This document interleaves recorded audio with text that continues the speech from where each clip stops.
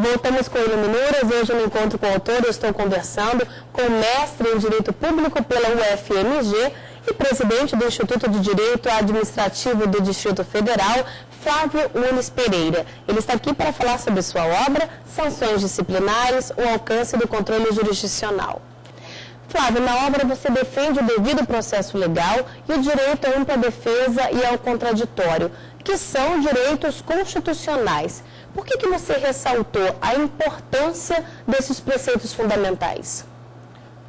O destaque a esses preceitos decorre da própria jurisprudência, que eu posso dizer até então predominante, no sentido de que o judiciário só poderia controlar a sanção disciplinar, o ato do administrador que sancionou o servidor, quando o servidor provocasse o judiciário, em aspectos meramente formais.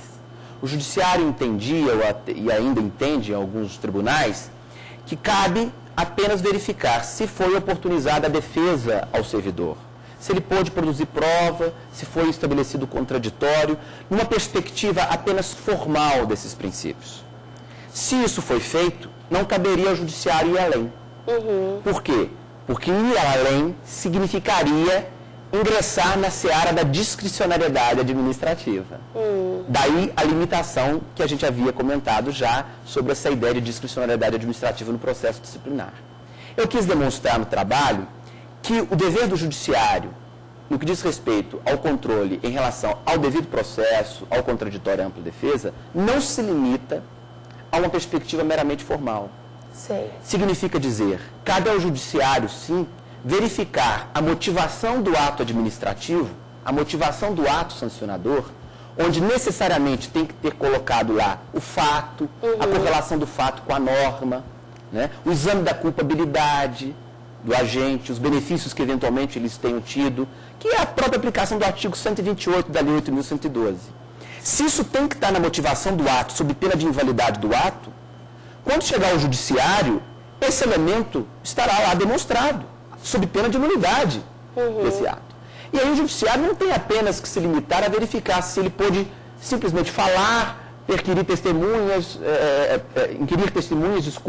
enfim. Cabe sim ao judiciário fazer uma análise mais aprofundada, uma valoração jurídica dos fatos apresentados na motivação do ato. Então é muito mais profunda, vamos dizer assim, o exame, o controle pelo judiciário dessa motivação do ato administrativo disciplinar, que não se limita, então, em aspecto meramente formal do devido processo, do contraditório, da ampla defesa.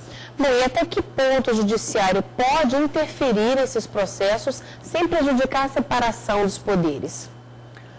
Partindo da perspectiva de que não há, nessa matéria de imposição de sanções, discricionariedade administrativa, seja porque estamos ali tratar de um tema que diz respeito diretamente à subjetividade do indivíduo, à sua dignidade, portanto, com a influência, né, do princípio da dignidade da pessoa humana. Como eu havia dito, uma advertência, uma sanção dessa natureza, qualquer repartição pública, quando um sujeito só responde um processo disciplinar, a chamada rádio corredor já entra em funcionamento, isso per si é um constrangimento. Nós estamos tratando de algo que não é algo meramente patrimonial, diz respeito à honra do indivíduo, enfim. Então, considerando isso, considerando que a própria Constituição, quando trata de questões pertinentes a aspectos financeiros, patrimoniais, como no caso de ação de regresso contra o servidor que tenha resultado em prejuízo, né? Uma ação de um servidor resultou em prejuízo para a administração.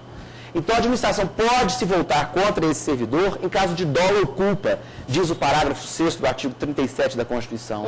Veja, se a Constituição, em matéria patrimonial, exige dolo e culpa, o que dirá numa matéria em que a subjetividade, que a honra do indivíduo está presente, por maior razão?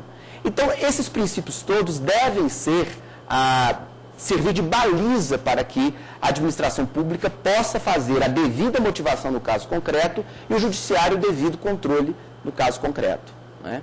Nós não estamos aqui a tratar de atos que estejam projetando políticas públicas, né? Nós estamos aqui a falar de atos da administração pública que estejam aplicando normas que já per si, conferem opções ao administrador. Não, aqui nós estamos tratando de atos que impõem uma sanção ao cidadão.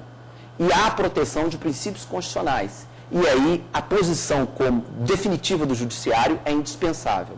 Flávio, muito obrigado pela sua presença aqui no nosso programa e parabéns pela obra. Muito obrigado, eu que agradeço.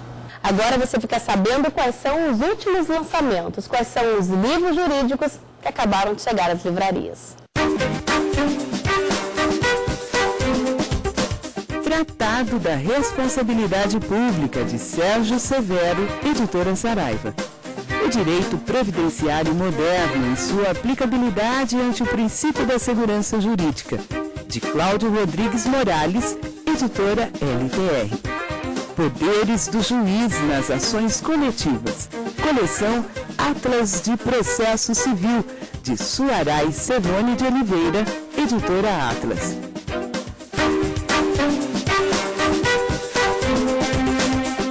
A nossa dica de leitura de hoje é o livro Direito Autoral na Era Digital, Impactos, Controvérsias e Possíveis Soluções, de Manuela Santos. Esse livro traz reflexões acerca do impacto das inovações tecnológicas sobre o verdadeiro universo descortinado pelo estudante de direitos autorais. Esse livro não é voltado apenas para quem estuda direito, mas para todos nós que somos internautas. Nessa obra, a autora fala sobre diversos assuntos, sobre propriedade intelectual, breves noções sobre direito autoral e direito industrial, propriedade intelectual em crise, evolução histórica do direito autoral, regimes de direitos autorais, projetos de lei. Ela fala ainda dos direitos morais do autor, direitos patrimoniais do autor, fala sobre responsabilidade civil pela violação de direitos autorais na internet, entre outros assuntos. Então, fica aí a nossa dica de leitura de hoje. Livro Direito Autoral na Era Digital, Impactos, Controvérsias e Possíveis Soluções, de Manuela Santos, é da editora Saraiva. E você vai ver no próximo bloco.